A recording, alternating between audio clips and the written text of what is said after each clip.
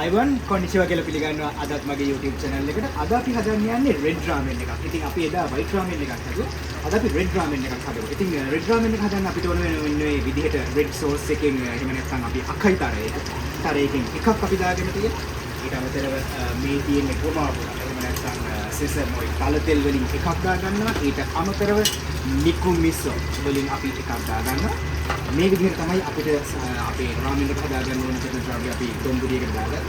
ඊට පස්සේ අපි මේ පැත්තේ අපි ඉලාස්ටික් එකකට කරගෙන තියෙන අපේ ටොපින්ස් ටික තියෙනවා. නෙගි, බිත්තර, නරුතෝ, මෙන්ම ඒ කියන්නේ බැම්බු ෂූට් සහ අපි චිකන් පීසස් තුනක් අපි පාවිච්චි කරනවා අපේ මෙන් එකට. දැන් අපි අපේ නූඩල්ස් එක හදාගමු. නූඩල්ස් එක මම දාගන්නවා විනාඩියක් විතරම බොයිල් කරගන්න. විනාඩියේ ටයිමර් එකක් මම ඒකට සෙට් කරගන්නවා. ඒ අතරතුරේ මම ලෑස්ති දැන් සුප් එක දොම්බුරියකට දාගන්නවා. මේ රෙඩ් රාමෙන් එකේ තියෙන විශේෂත්වය තමයි වයිට් රාමෙන් එකට වැඩිය ටිකක් විතර සැරයි. ඉතින් අපිට ඕන නම් තවත් අපිට මිරිස් හරි එහෙම නැත්නම් වෙන අපිට ප්‍රෝග්‍රෑම් එක පාවිච්චි කරලා තව ටිකක් මේකේ සැර වැඩි කරගන්නත් පුළුවන්. මෙන්න මේ විදිහට මම දාගන්නවා දොම්බුරියකට සුප් එක. තව හරියටම තප්පර 33යි තියෙන්නේ නූඩල්ස් එක තැම්බිලා ඉවර වෙන්න.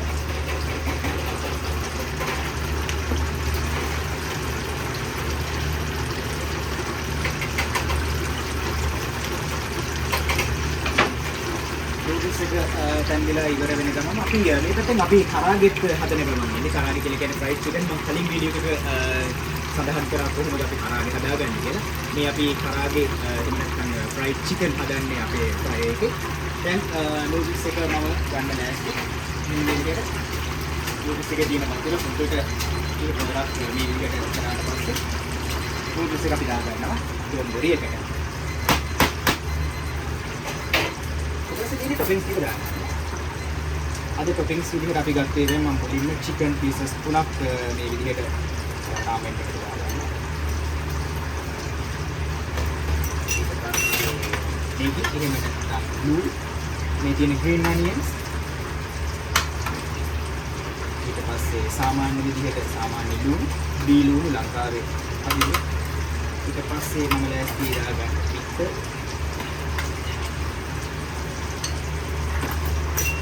නරුතෝ මේ තියෙන නරුතෝ නැත්නම් ෆිෂ් කේක් කියලා තමයි අපි හැමෝම දන්නේ. ඊපස්සේ මෙන්ම එහෙම නැත්නම් බැම්බු ෂූට්ස් දාගන්න. අන්තිමටම මම දාගන්නේ මේ තෝක රෂි එහෙම නැත්නම් මේ විදිහට එක්තරා මිරිස් විශේෂයක් තමයි මේ විදිහට අන්තිමටම මම රාමෙන් එකට දාගන්නේ. ඉතින් ඔන්න ඔය විදිහට තමයි අද අපි රෙඩ් රාමෙන් එකක් හැදුවේ. එදා අපි හදපු වයිට් රාමෙන් එක. ඒ තියෙන අද අපි හදපු රෙඩ් රාමෙන් එක.